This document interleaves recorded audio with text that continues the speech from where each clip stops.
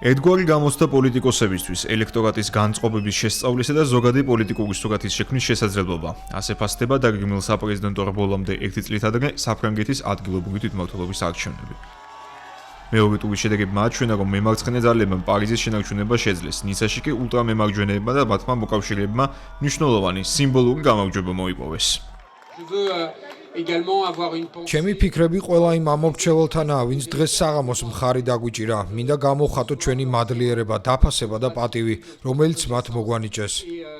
დიდია ის პასუხისმგებლობა, რომელსაც ჩვენ გვაკისრებენ. მინდა მადლობა გადავუხადო მათაც, ვინც არ მოგცა ხმა და ვუთხრა, რომ ჩვენ ვალდებულები ვართ, ისინიც იყვნენ ამ ერთად გასავლელი გზის მონაწილენი. ჩვენ გსურს ვიყოთ ყველა პარიზელის გუნდი. ჩვენ თითოეულ მათგანს მივაქცევთ ყურადღებას. უსაზღვროა ჩვენი სიხარული და პასუხისმგებლობა. რამდენიმე საათს აღნიშვნას დავუთმობ და ხვალ ქალბატონებო და ბატონებო, ძალიან ადრე დავიწყებთ მუშაობას. დიდი მადლობა ყველას. პარიზის მერობის ულტრამემარჯვენე კანდიდატის განცხადებით, მან ვერ შეძლო ამორჩეველთა დარწმუნება და მარცხს აღიარებს. მიუხედავად საფრანგეთის მასშტაბით ულტრამემარჯვენეთა ძალების განსხვავებული შედეგებისა, მარინ ლეპენის პარტიის ეროვნული გაერთიანების პრეზიდენტი ჟორდან ბარდელა აცხადებს, რომ ამაყია მონაცემებით და მოპოვებული მანდატებით.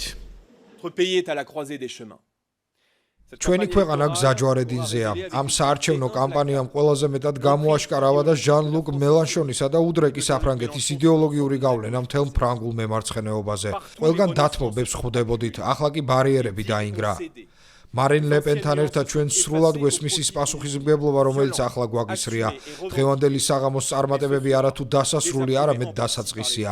დასაწყისი მომთმენი, სერიოზული და მტკიცე რენესანსისა, ალტერნატივის დასაწყისი, რომელმაც ხვალ ეროვნული მასშტაბი უნდა მოიცვას, ეროვნული ერთიანობის დაცვით, დაძაბულობისა და ძალადობის ნებისმიერი ლოგიკის უარყოფით. ეროვნული გაერთიანება იქცა იმ მშვიდ ძალად, რომელიც საფრანგეთს კვლავ აღორძინებისთვის სჭირდება. თვითმმართველობის არჩევნების შედეგები საერთო ჯამში ართულებს განჭვირას, ვინ შესვლის ემანუელ მაკრონს 2027 წელს. თავად საფრანგეთის მოქმედი პრეზიდენტი კენჭისყრაში მონაწილეობას ვეღარ შეძლებს, რადგან ამ თანამდებობას მესამედ ვერ დაიკავებს.